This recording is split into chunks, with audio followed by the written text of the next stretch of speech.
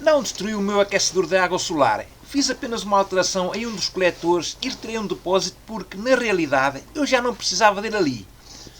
Agora o consumo de água quente na habitação é muito menor e durante o inverno de pouco ou nada adiantava ter ali 2 depósitos, sendo que no verão o sistema aquecia a água em quantidades que não eram utilizadas. Agora, a água vinda da rede circula por esta serpentina, mas isso só acontece quando está a ser consumida água quente na habitação. No fundo, este coletor funciona como auxiliar do outro coletor que envia água quente para o depósito restante.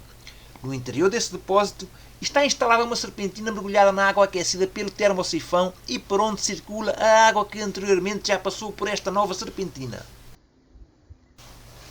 Este inverno tem sido muito rigoroso, com noites em que as temperaturas chegaram aos 7 graus negativos, sendo que o resultado disso foi que este coletor, que funcionava em termosifão, ligado ao depósito que retirei, ficou inutilizado devido ao rebentamento da tubagem por causa do congelamento da água. Na eventualidade de, em dias de muito calor, a água aquecer em demasia nesta serpentina, devido a um menor consumo de água, instalei ao centro do coletor uma válvula de segurança que abrirá quando a água atingir uma determinada temperatura ou a demasiada pressão.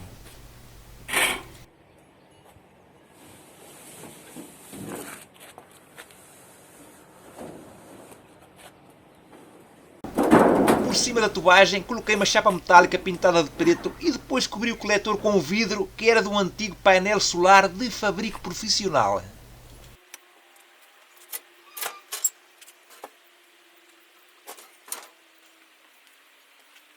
Tive algumas dificuldades na colocação do vidro, pois ele tem 2 metros quadrados e fiz o trabalho sozinho.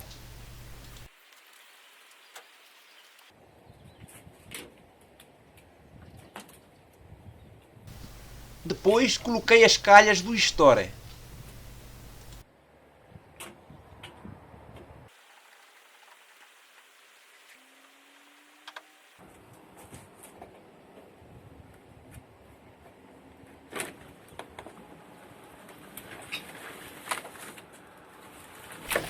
De notar que este Store dá para proteger o coletor tanto contra as baixas como as altas temperaturas, embora o perigo maior sejam as baixas, porque os tubos nunca arrebentam com o calor, mas sim com o frio demasiado. Infelizmente o Store não foi suficiente este inverno.